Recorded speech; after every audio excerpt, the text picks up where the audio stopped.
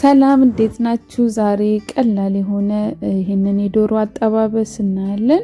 በመጀመሪያ ውሃ እናፈላና እናዘጋጃለን። ከዛ ሽንኩርትና ዝንጅብል ጎረድ አድርገን እንጨምርበታለን።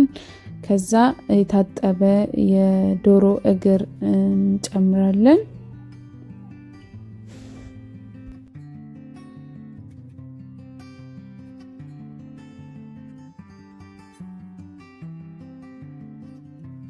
ከዛ ዶሮአችንን ከጨመርን በኋላ ቅመማ ቅመሞችን እንጨምራለን። እርድ እኔ ጨመርኩት።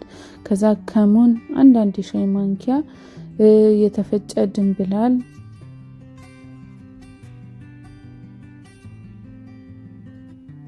ቆንጆ በርበሬ፣ ከዛ ጨው እንጨምራለን። እንደዚህ እንደ መብሰል እያለ ሲመጣ ሲንተከተክ ከዛ ቀጥለን ደግሞ ለጣዕም የሚያህል ትንሽዬ ሎሚ ቆርጠን እንጨምርበታለን።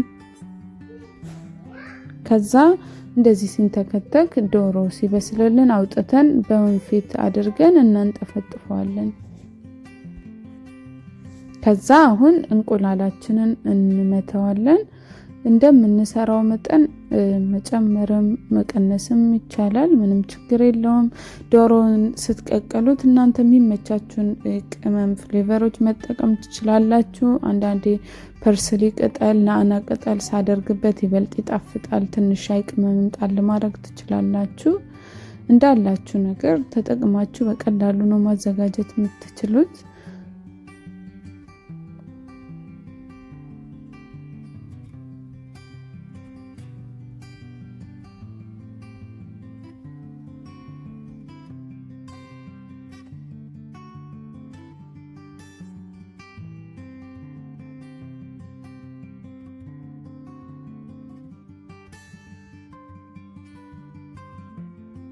እንቁላላችንን እንደዚህ መተን ካዘጋጀን በኋላ አሁን ዶሮአችንን በእነዚህ በሶስቱ እንለውሳለን። በመጀመሪያ በፍርኖ ዱቄት እንደዚህ አድርገን በደንብ እንለውሰዋለን። ከዛ በእንቁላል ደግሞ በደንብ አድርገን ሁሉም ቦታ እንዲዳረስ አድርገን ድጋሚ ይሄንንም እንለውሰዋለን።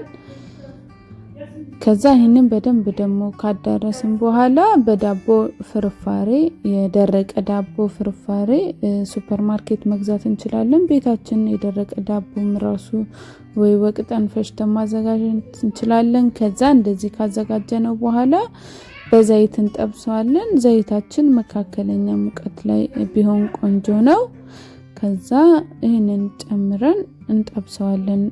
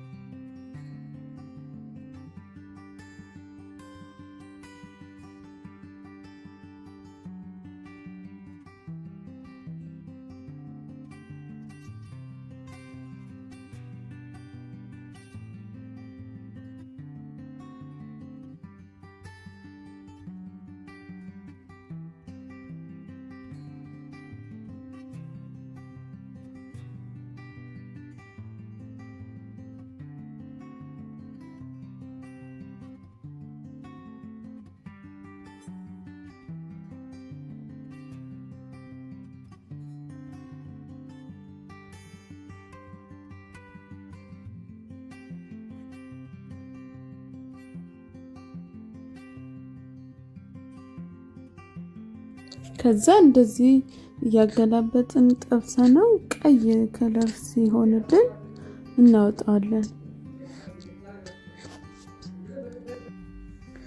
እናንተም ቤት ሰርታችሁ ሞክሩት። በጣም ጣፋጭ፣ ቀላል እንዲሁም ፈጣን የሆነ አሰራር ነው። ትወዱታላችሁ።